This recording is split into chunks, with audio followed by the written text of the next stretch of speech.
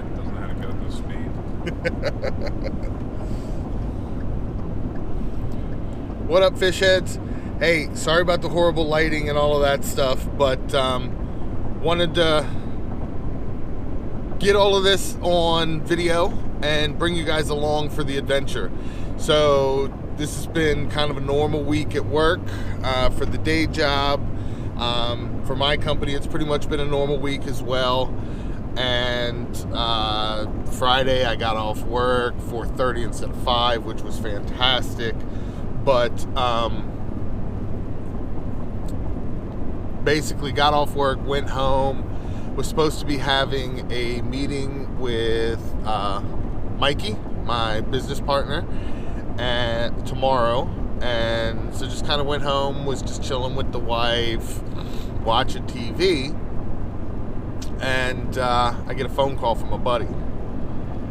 And he says, "Hey, what are you doing?" I said, "Nothing, just hanging out, whatever, just chilling. What are you doing?"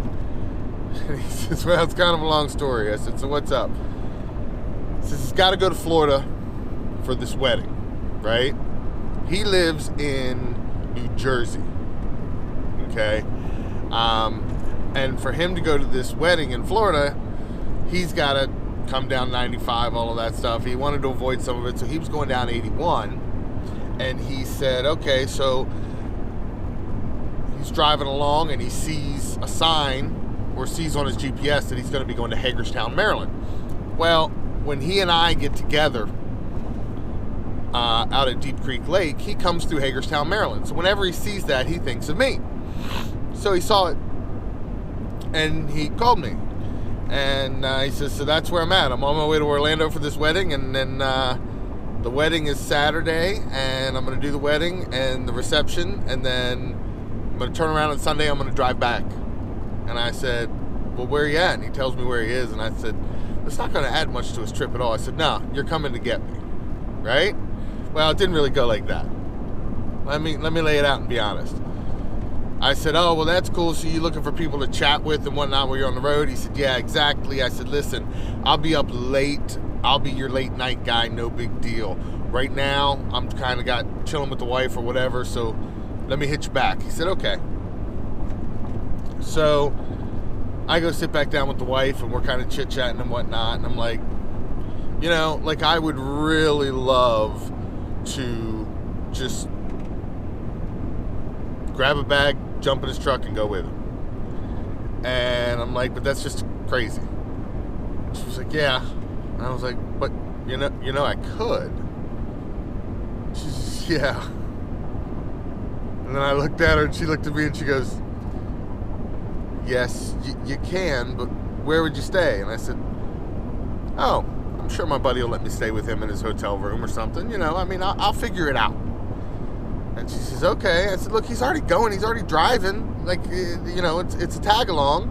He's looking for people to talk to keep him awake and whatnot. Hey, I can go along and talk with him and, make sure he's doing good and grab him drinks or whatever he needs and, just go along for the ride, make an adventure of it." And we see each other, don't say anything yet, but we see each other once every 2 to 3 years. Is that pretty fair? Okay. So every 2 to 3 years we see each other.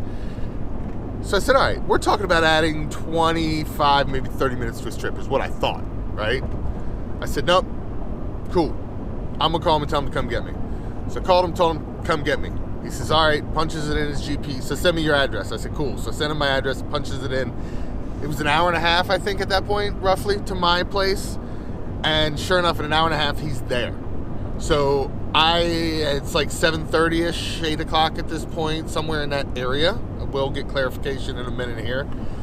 But, so, 5 o'clock I get home, and I think it's a normal Friday night. And by 7:30, I'm in a pickup truck on my way to Orlando, Florida.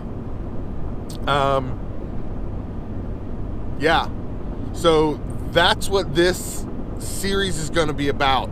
I don't know if it's going to end up being one video or multiple videos, but that's what all of this is going to be. The Great Orlando Road Trip. It's just a spontaneous deal for me. He was already doing it, and I said, "Dude, we can fucking..." Shouldn't say that. I'll bleep that out. we could chill and just talk and do whatever. And so he shows up, and I'm like, hey, are you cool with me doing videos and whatnot? He was like, yeah. I was like, it's on. So, horrible lighting, I know. We are on our way to Orlando, Florida. We're currently in South Carolina. I haven't recorded much up to this point because I was trying to figure out how I was going to do it. We're in his truck. It was spur of the moment, spontaneous. There was no planning. I just had to grab some gear and go. And so it took me a little while to figure out what was going to work. So,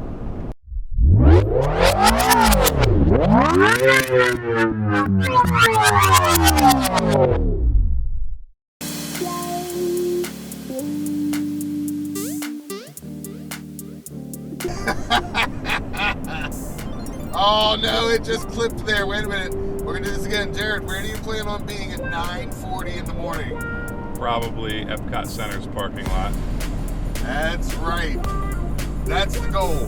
All right, fish heads, lighting is horrible. I will check in periodically. I'm going to throw a bunch of videos and stuff together for this. For now, that's it. I'll be back in a bit. Peace. What up, guys? Welcome back. As you can see, the lighting has changed a little bit. I didn't record much throughout the night. It was Jared and I catching up quite a bit, just talking as friends and just catching up. You know, it was a lot of that.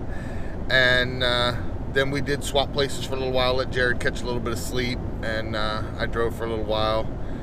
And so now we are in Florida. Sorry for the lighting. It's 8:13 in the morning, and the sun is coming down directly over our rear view mirror and our Easy Pass and all of that. So the lighting is crappy. I know. I'm sorry about that. But 8:13 a.m. we are in Florida. We are just about 2 hours. It's actually 2 hours and 4 minutes away from our destination. And we'll see what's going on when we get there. But hadn't been a whole lot going on, so that's why we didn't record a whole lot. So I apologize if you guys feel like you missed out on something, but I promise you didn't, and the lighting was horrible. It's not like we could have got much anyways. So that's it. Maybe I'll pick up again at the next stop we make, if we make another stop. I don't know if we will. We'll see. We'll see. I-4 West. What up? What up? What up? Back again. So I talked with my friend that lives down here, and she kind of rained a little bit on our parade about Epcot.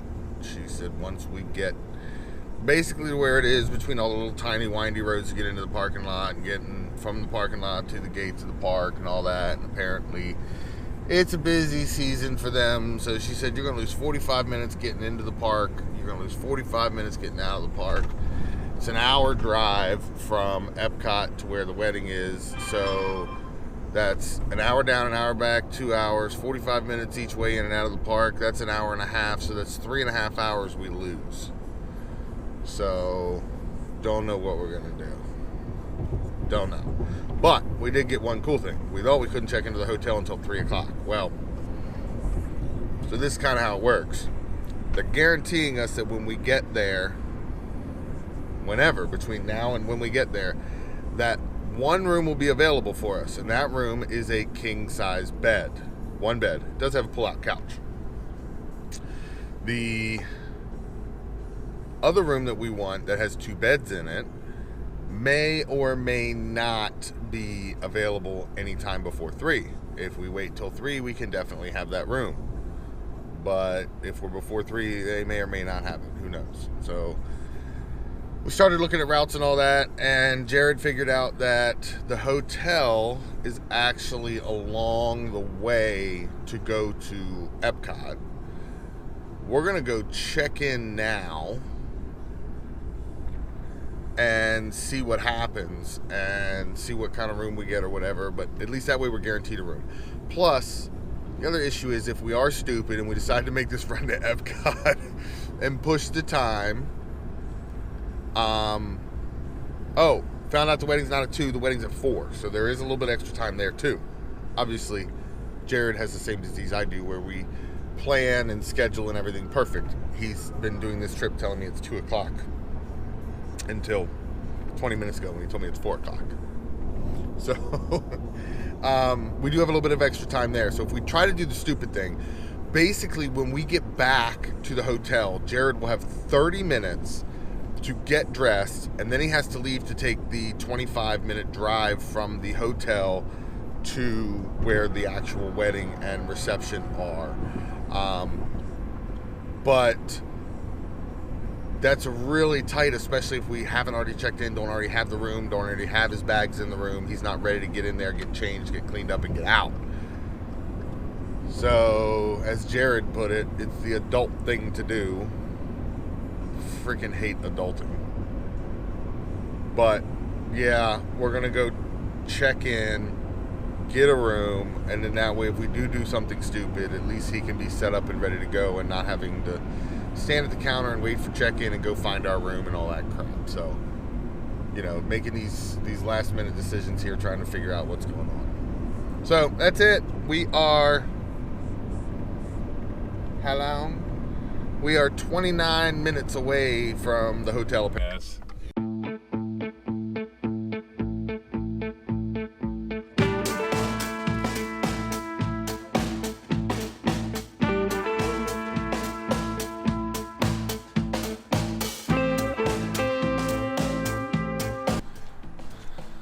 Alright, anyways.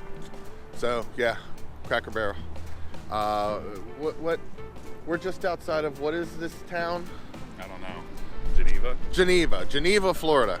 Just outside of Geneva, Florida. Geneva is where the hotel is. Geneva, where the hotel is, or the wedding. The wedding. Oh yeah, the hotel's something else. Yeah, whatever. Well, anyways, we're a couple minutes away from the hotel, but we're gonna get something to eat. Put some food in our bellies, gas up our tanks, so that we can go get into some other stupid stuff. Oh yeah, look at this jerk. NJ Dot, like he's somebody special. Pretty sure. Anyways, I don't know if they're gonna let me film in here, but we're gonna see. We're probably just gonna cut it off when we get towards the front door.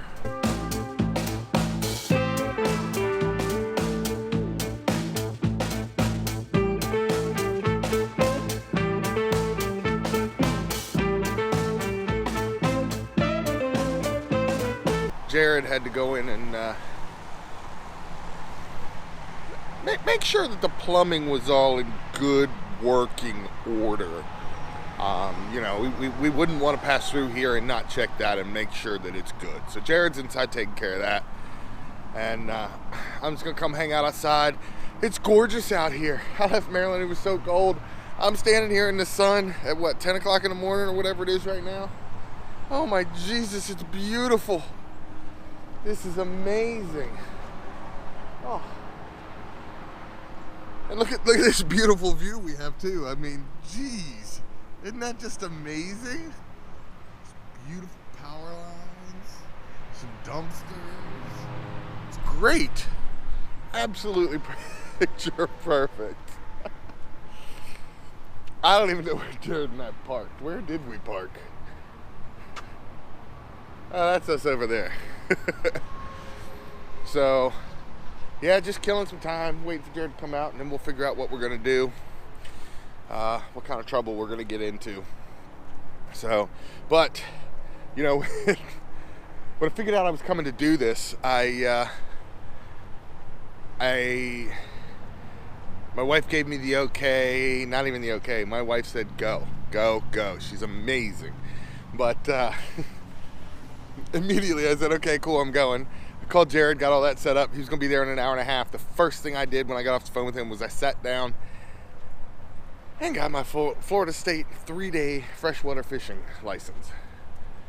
So we can get some fishing down there. And I didn't have all my rods with me. Most of my rods were at my shop. And that's 40 minutes from my house. Jared was going to be at my house in an hour and a half. I didn't have time to go get all that, you know. So I had to grab whatever rods I happen to have in the back of my truck. I brought 3 rods. 2 of them are crap. It's like a cheesy little 2-piece. I have no idea, but I got a feeling that sun is directly in your eyes.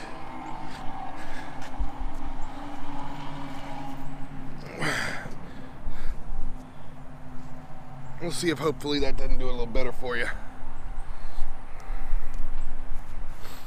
Hopefully that's a little better for you, but I brought 2 rods. They're both 2 pieces. I mean, these were rods that I had in the back of the cab of my truck, and the reels on them are crappy. One of them is actually a broken rod. The tip section broke off. I just cut it off. Use it with the next island as the top eye. It's just like 4 inches shorter than it was when it was brand new. I mean, that's all, right? No big deal. We've all fished with rods like that. So I got that. I didn't grab a ton of tackle. I didn't have time. I literally grabbed. Okay. So in Maryland, fishing is all but dead for the year. I mean, I do a little bit here and there, but we don't freeze up. We can't go out ice fishing and all of that. We're kind of stuck with bank fishing, and that's really hard. So Maryland fishing pretty much is dead. But I still had at my house these boxes of tackle that were organized at the beginning of this year. But, you know, they're the ones that I keep in my kayak and that I snag here and there to go bank fishing or whatever. I have those at my house, but they're in a complete disarray. I have no idea what lures I have, what I don't have. I grabbed just those little, you know, boxes with miscellaneous baits in them that I chucked in them over the year. I grabbed those. I have no idea what line is on those 2 spinning rods. One of them's an ultralight, so I know that it's like maybe 6 pound, maybe 4 pound test. Who knows? Yeah, like I came to Florida to fish, and trust me, I know it's wintertime, and I brought a rod with 4 pound test. What am I doing? Like, I get nervous using 4 pound test in Maryland, and I came to Florida to catch bass, and I 4 pound test. Anyways, the other rod I brought, the other spinning rod I brought has, I think, 10 pound on it. Fluoro. I did grab a spool of 10 pound. I don't know if it's fluoro or what. I'm trying to think and I can't think. Anyways, whatever.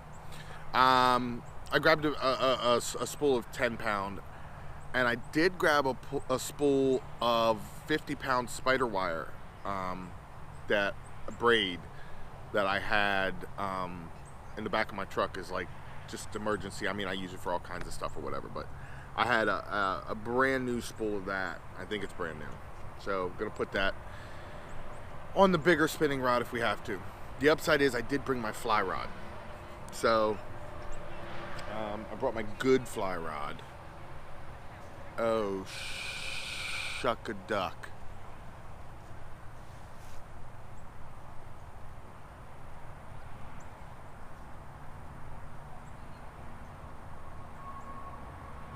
Brought my fly rod, but I'm just sitting here thinking I don't think I brought my fly rod reel. Of course. Yeah, pretty sure I did that. Pretty sure I didn't grab the reel for my fly rod, so I have my fly rod. I don't have a reel for it. The crapped up thing is I have 3 reels for it, and I don't have any of them with me. And there's another older fly rod sitting in the back of my truck that had a reel on it, strung up, wasn't broken down all the way and put in a case. It was just like 2 sections and then 2 sections, and I just broke it apart and split it in half. It's what I do a lot of times when I'm just jumping pond to pond. I won't break it down all the way in between, and sometimes I just don't break it down after the last one. I mean, that's really just what it is. But yeah, fly rod, no fly reel, kind of a problem. And then I got 3 reels. I didn't bring them, and there was another whole setup in the back of my truck, and I literally looked at it while Jared was waiting for me in the truck, and I said, no, 1 fly rod's enough. You don't need to bring 2 fly rods. I should have brought 2 fly rods. Crap. Oh well, is what it is. So we have a fly rod. We don't have a fly reel. Don't have fly line. I did grab some pre-tapered leaders. I did remember to grab those. A lot of good they're gonna do me. So we'll see what happens. But you know, we're gonna try to get in some fishing. I mean, you know, this was not a planned event, and if we get some in, great. If we don't, hey, look, that's fine. It's still a fun road trip. But I'm gonna try to squeeze some in here some point. I mean, there's gonna be quite a few hours where Jared is at the wedding, and I literally am gonna have nothing to do. So why not? Why not? And my friend that lives down here, Shannon, I talked to her. She's in Georgia, unfortunately, so she lives literally probably 10 minutes from where I'm sitting right now. Maybe 15 minutes, whatever. But she lives really close to where I'm sitting right now. I thought I was going to be able to surprise her and tell her, hey, I'm going to be in Florida. I haven't seen her in probably 10 to 12 years since I've actually seen her. We talk on the phone, you know, all that type of stuff, but I haven't actually seen her in probably 10 to 12 years. And so I thought, oh, this is going to be great. I'm going to be able to surprise her, you know, whatever. This is awesome. Spur of the moment trip. Turns out she's up at her and her boyfriend's campsite in Georgia, so we ain't going to get together. And that's fine. It is what it is. But she told me about this place called Mullet Lake Park. It's supposed to be right around here. And I'm going to go over to Mullet Lake Park while Jared's at the wedding and try to get some fishing in. Hold on, guys. Jared seems to have already got his first catch for the trip. My man appears to be walking to the truck with a moose. Jared, is that a moose? You got many of them? Many much moosing? What about him? Many much moosing in the woods? I don't know what the hell you're talking about. Marty moves. It's a Brian Regan skit.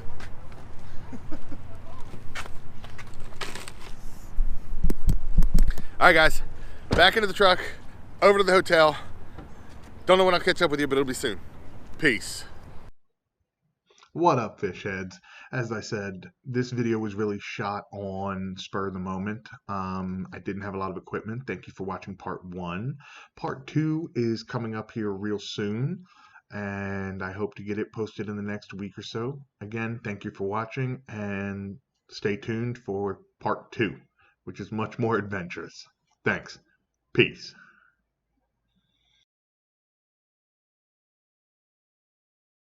So, Jared's still trucking along over there. Mm-hmm. So, what are you doing here? You're not using the GPS on the dash anymore? Nah, I put it on my phone, so it's a quick one. Straight shot.